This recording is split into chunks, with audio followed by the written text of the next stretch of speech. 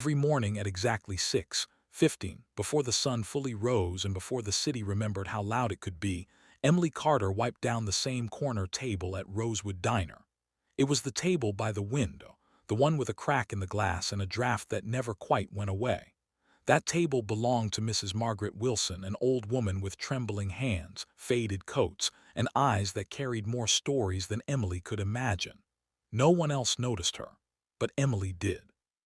And that simple noticing would change both their lives forever. Emily was 26, exhausted, and holding her life together with tips and hope. She worked double shifts most days, trying to support her younger brother Noah after their parents died in a car accident 3 years earlier. College dreams were replaced with coffee refills and aching feet. Still, Emily smiled easily. She believed kindness didn't require money, just intention. Mrs. Wilson came in every morning and ordered the same thing, 1 cup of hot water with lemon. She rarely touched the food menu. Some mornings, Emily noticed her fingers lingering on the pictures of pancakes or omelets, but she never ordered them. When the bill came, it was always small, and Mrs. Wilson always counted her coins carefully, embarrassed when they rolled across the table. On the third morning Emily served her, she quietly brought out a small plate with toast and eggs. "Kitchen made extra," Emily lied gently. Mrs. Wilson's eyes widened, then filled with tears. She tried to hide behind her cup. She didn't refuse. She never did. From that day on, Emily made sure Mrs. Wilson never left hungry. Their mornings became a ritual. Emily would sit with her for a minute or two whenever she could, listening to stories about Margaret's late husband, Thomas, who used to sing off-key hymns on Sundays, and about a big white house she once lived in near the coast. Margaret talked about rose gardens, charity dinners, and a life that sounded impossibly far from the woman now wearing worn gloves and patched shoes. The challenges were many. The diner manager, Frank Miller, noticed the extra food. He warned Emily once, then twice. "This is a business, not a charity," he snapped. Emily nodded, apologizing, but she kept doing it, paying for meals out of her own tips when she had to. Some days that meant skipping dinner herself. Other customers weren't kind either. One morning a man muttered loudly, "Why do you waste time on her? She probably can't even pay."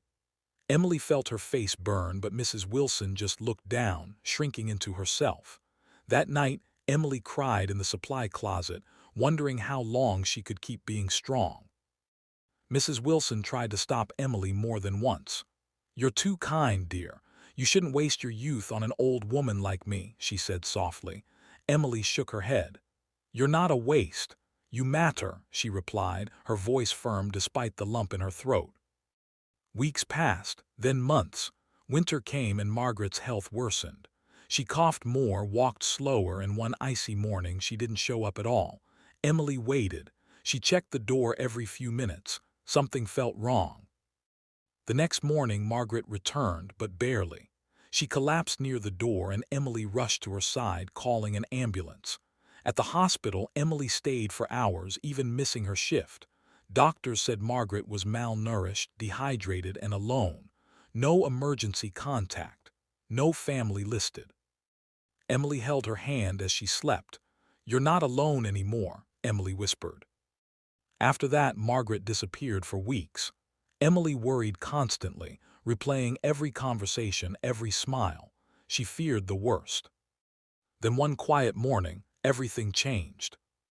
At 6:10 a.m., 4 black SUVs pulled up outside Rosewood Diner.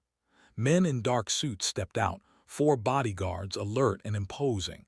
Customers froze. Frank nearly dropped a tray. Then 2 sharply dressed lawyers entered, scanning the room. Behind them walked Mrs. Margaret Wilson, clean, elegant, standing tall with a cane made of polished silver. Her hair was neatly styled, her coat expensive, her eyes sharp and alive. Emily stood frozen behind the counter, heart pounding. "Good morning," Margaret said calmly. "I'm here to see Emily Carter." The lawyers explained what Emily never knew. Margaret Wilson was Margaret Whitmore, widow of Charles Whitmore, a powerful real estate magnate. After his death, Betrayal from distant relatives left her isolated and manipulated. She walked away from her wealth, wanting to see how the world treated her without it.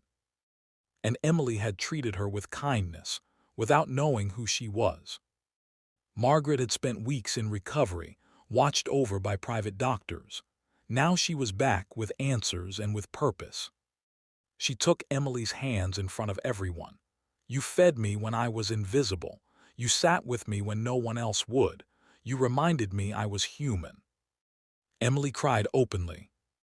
Margaret paid off Emily's debts, set up a trust for Noah's education, and offered Emily a full scholarship to college. No conditions, no expectations. She also bought the diner and turned it into a community café, ensuring no one would ever go hungry there again. Frank apologized through tears.